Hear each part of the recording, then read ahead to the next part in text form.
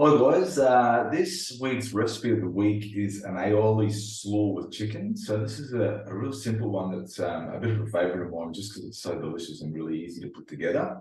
So there's a couple of ways you can do it, but I'm just going to go through some of the nutritional benefit.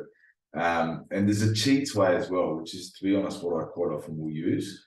But if you're making it from scratch, now this recipe serves 4 people, so don't freak out when you see the quantities. This is 4 serves. So it just involves some olive oil. Now you can use some garlic infused oil as well for a bit of extra flavour, which is quite nice. A chicken breast, if you want to go and cook it, then yes, you can do that. Or if you want to cheat, which is what we do sometimes, is just use a roast chook and then pull off the skin, of course, and eat a lot of the breast meat and add it to it. Now you can shred and grate carrot and cabbage, or you can get a ready-made coleslaw kit. So we do that quite often as well. And you can use the sauces that come with those ready-made coleslaw kits. There's a nice sort of chipotle one as well that I use quite a lot. Otherwise, you can use aioli garlic mayonnaise, which is delicious as well, and then the vinegar. Now, the oil in this is critical, okay, because well, it's not critical, but I mean, it helps to pull a lot of the, help you absorb the vitamin K that comes out of that cabbage. So vitamin K is a fat-soluble vitamin, and the beta-carotene that comes out of the carrot, which is fat-soluble as well. So, this is a relatively high-fat dish.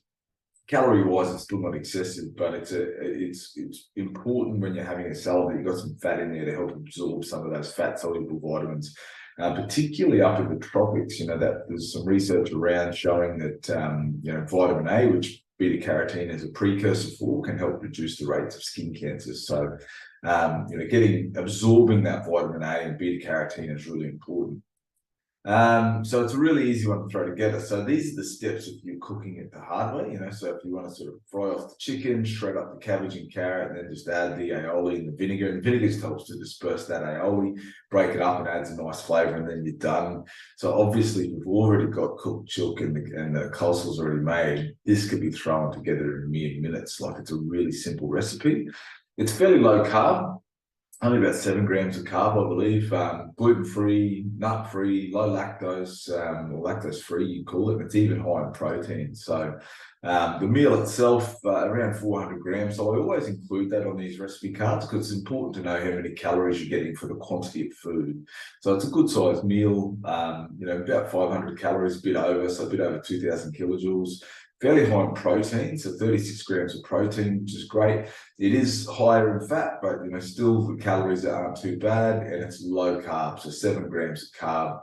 Fibre is okay. I mean, it's not the highest fibre meal. It's not breaking any records there, but it's a source of fibre there, so it's not too bad. And it's really low in sodium, so it's got lots of flavour, but it's flavoured without sodium, which is great.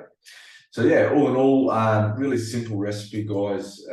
Can be thrown together in no time. This is like our sort of go-to for lunch a lot of the time. Like, we'll make this, just have the slaws in there and throw some chicken, or you might even, instead of chicken, you might use some fish, some tinned fish, tuna, salmon, sardines, whatever you like. But really nice flavors. I'll quite often bulk this out with some cherry tomatoes as well, which really add to it as well. They just got that little bit of sweetness to it, which is delicious. Enjoy.